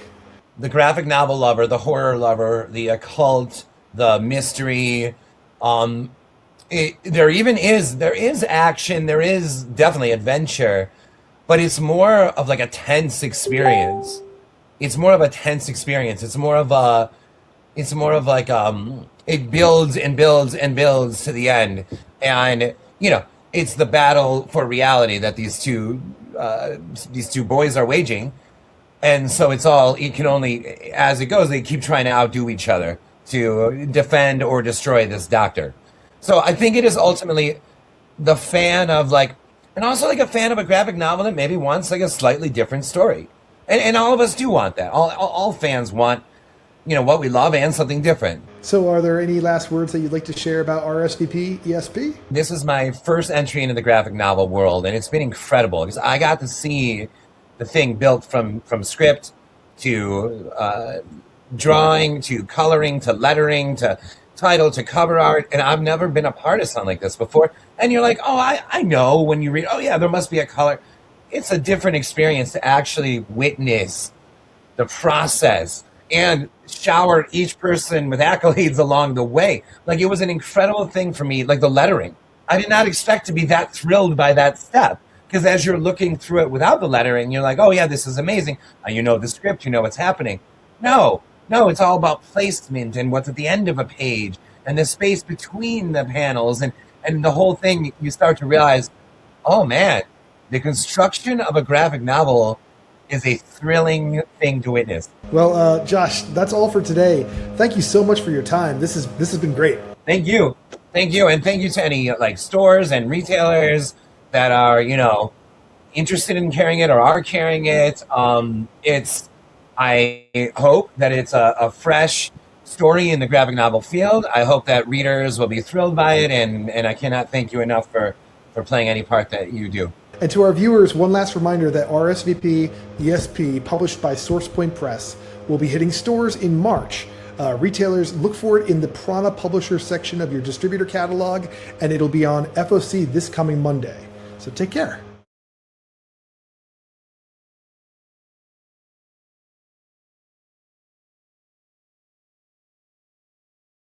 Right. You okay? Yeah, I'm just never sure when we're gonna come back. You know what I loved about that? Or maybe Talking Blake fell about asleep. the effect of lettering. It's one of those things that people don't realize just how incredibly important it is. It makes 100%. all the difference in the world. Yeah. Letterers and production designers. I'm gonna keep saying it until you guys are paying them all really well.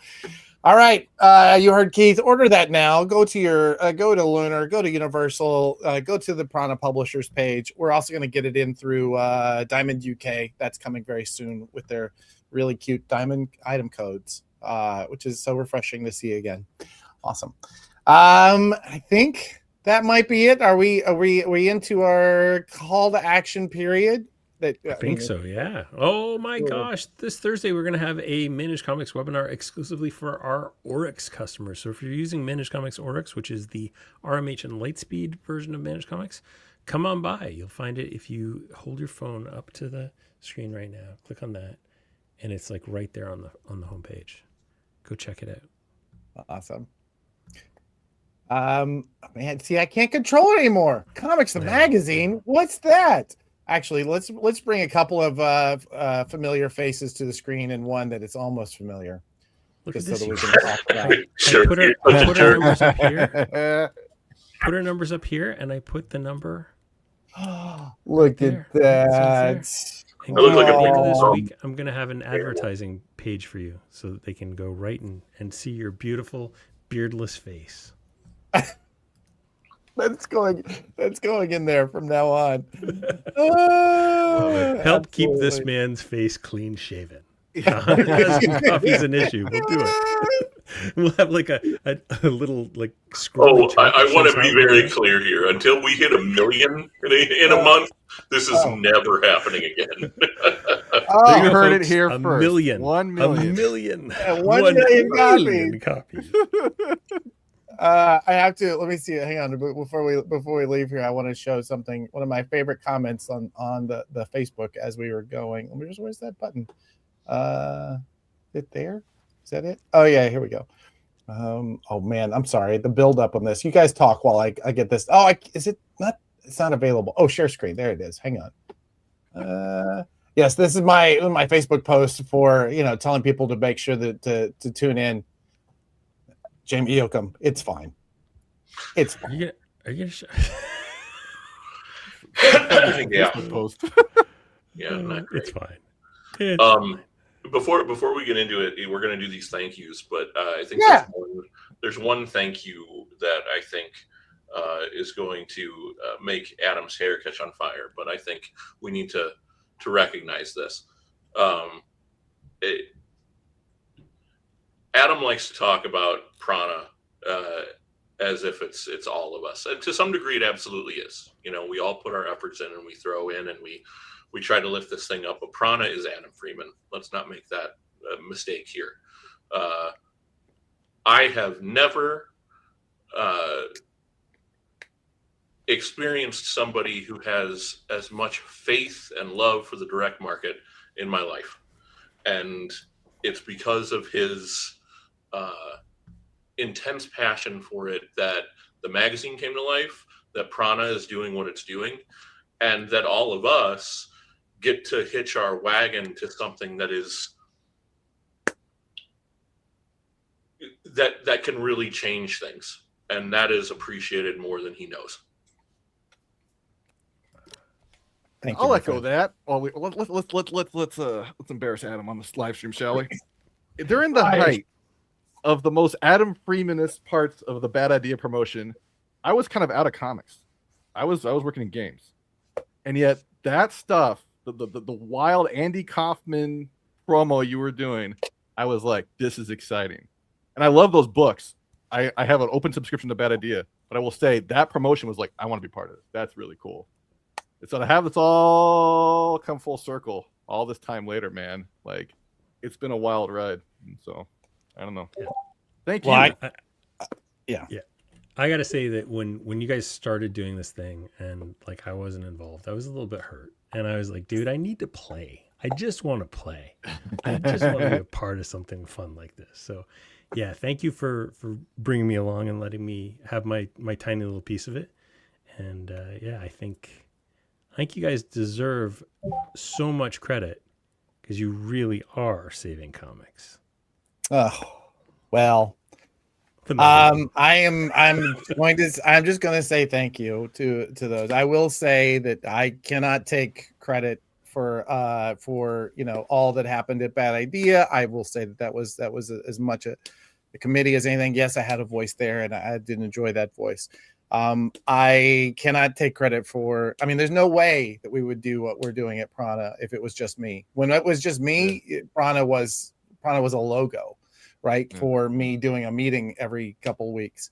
It is the team that has come together and has really coalesced out of intention. The people who showed up are not people I went out and said, hey, you should come join us. They were gathered together with what we're doing.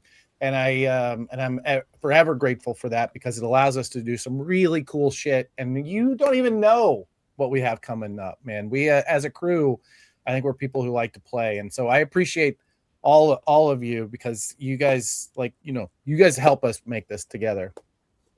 Okay. That said, my embarrassment, I'm going to go process that for a little bit. But guys, who should we be thanking this week that are not me? Because frankly, I'm bored with me. I'll tell you what, every single retailer who hit that button and added stuff to their cart for 3 weeks from now, when their carts were full of free comic book day stuff, because I sat there looking at those numbers and going, oh God, this is going to hurt. But you know what? Thank you to every one of them who helped make that number come true. That was a number that I remember the look on your face when Gabe said it a few weeks ago. You were just like, nah, that's not even possible. That's not even possible. And so the fact that it happened is just like, man, so good. So thank you to those people. Yeah.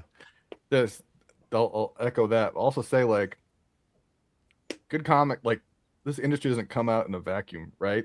You can't just have, you need great work to sell. And I'm seeing it, we get a lot of attention, rightfully so, for the DCs, the Absolutes, the Energons, right?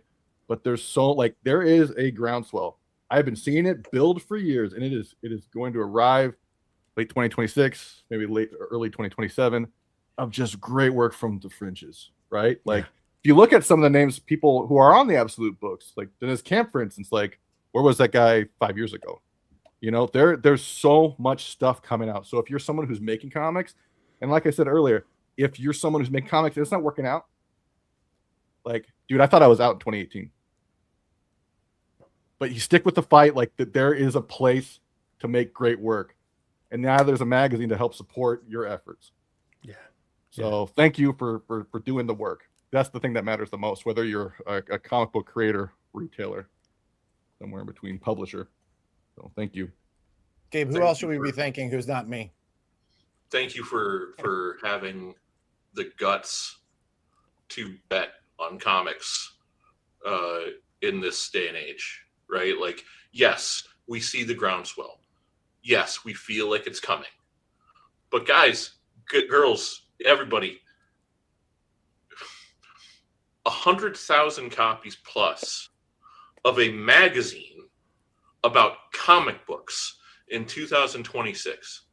If you know anything about the comic industry, and if you're watching this and you don't, you got the wrong YouTube channel, brother. Yeah. But if you know anything about it, then you know what kind of proposition that is, and you know that comic shops don't do things they don't believe in. They're not going to spend any money on anything that's not worth a damn. And so the validation that we get, knowing that we must have keyed into something that resonates with you, it means so much. And that's why we keep talking about the numbers. I think it's really easy to stop down and go, well, you're talking about, we're not talking about dollars here. Believe me, we're not talking about dollars. We're talking about support and love and this groundswell of validation that we're getting from this. And now I have the energy, thanks to not just Joe, but thanks to Adam and thanks to Brian and thanks to Megan and everybody on our team and every single one of the retailers that even purchased a single copy of this for their shelves. I'm going to go run through some walls. Yeah. Very weak chin first. Yeah. Yeah. You mentioned the team. I don't want to leave Rico out. I wish he was here, but there was a brief story, and then I know we got other things we got to do. But Adam and I were at Neighborhood Comics in Savannah. Yeah. Mm-hmm. And we were talking with the dudes there, and it was great. What up, Lee? What up, Lee? There was a magazine in the background that I could not keep my eye off of, and it was Rico Renzi's. What was it? It was not Near Mint. I forget. Giant Size. It was his collection of ads, and I was just like, the way that looked from across the store, I just thought like comics needs this. It needs something that I'm having a great conversation here. I am so distracted, but I have a great graphic design on here that it's take that right there. That was staring at me in the corner of the comic shop. So to have Rico on board of this and make this visual identity of this, like I've seen this absolute Batman cover a million times and I'm still stoked about it. So thank you, Rico. And thank you, Nick Dragotta, by the way. But all right, we do have one I do have some folks I do want to thank, and then we can close this out. But before we do that, we totally forgot that we have a little piece of business. So let's bring another crew. Wait, no, you don't get to just pull it up. You got to come on and do it, my friend. I'm sorry. Also, real quick, when we were embarrassing Adam, I was literally unemployed, thinking I was gonna have to go work at a grocery store. Adam gave me a job to work on this. Well, actually, it wasn't to work on this podcast. It was to help people help some of the clients get on podcasts. After a couple of weeks, I started working on the podcast. They were talking about this magazine the whole time, right? I kept hearing whispers about it, and I was like, I want it. Oh, I was like, I would love to be on that team. Anyway, I worked hard. I'm now the social media manager too. So, Adam's given me a whole lot of shots, not just with the magazine, but with a whole lot of stuff. And it's awesome to work here. So on that note, because it's so awesome to work here, we're now because we brought in Blake, we can't also thank you, Megan. Oh, is she here? Yeah, 100%. No, she didn't come back on. But anyway, yes. All right. Megan, who we cannot do this without. Legitimately, I will not do. We lose Megan, forget it. I'm leaving. All right, go. would be so screwed. Hit that button, please. Let's go. Thank you, Jack DeMaio from Whatnot in the audience. Unknown 869. Nice. And that's some good content, good questions. All right, Unknown 869, whoever you are in this I like this, keeping yourself completely unrevealed. You're gonna have to reveal yourself. Send us your address to info@piranhadm.com. And we're going to get you a packet with Comics the Magazine, our trading cards. Someday we'll get you an infographic of that, of the Comics Magazine zines. That's coming. I'm making that happen. Not for you on Unknown 869. Have to keep watching. Awesome. All right. You are a comic book outcast. Adam has plans. True. Yeah. All right, I'll take it. Okay. Listen, I'm throwing myself on screen because I have that power. just to embarrass this guy. Happening. Yes. No, it's true though. Like all of us have been cast off by somewhere else, and we've all come back around because Prana's out here trying to save comics, and we all know where to follow the leader here. So shout out to 100,000 copies, guys. I'm proud of everybody.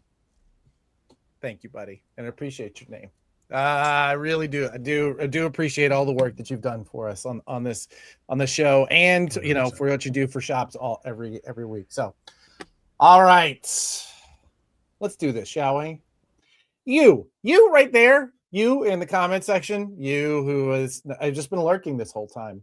You who loves comics, you show up at the comic shop, you work there, right? You go to work every day in the comic shop, you ring people up, you listen to the same stories every single week, and you smile because you are the bartender. You who is unpacking comics because it's Tuesday, and we know you're putting it on during your shift where you put the things away. Thank you. You who is making comics, right? And you've been at this for so long, and you don't know if it's going to break. You don't know if you're ever going to get a real gig. You don't know if your next job is at the grocery store. And maybe even if it is, like, thank you for showing up and putting your pen to the drawing. If you are a publisher and you are just so excited to figure this part out, this puzzle, and you keep showing up and you go to cons and you pitch it and you sell it and you put your own money time after time after time again into getting things printed and then doing banners and then pitching the same book. Maybe you didn't even write it. Maybe you didn't draw it, but you believed in it, and you pitch it 1,000 times until you know that pitch better than anybody in the world. Thank you. In fact, any single one of you, even if you're working a corporate job where you think you're going to get laid off at any moment now, but you still do it because you love comics, thank you. You know why? Because this week, every single one of you saved comics. Namaste, y'all.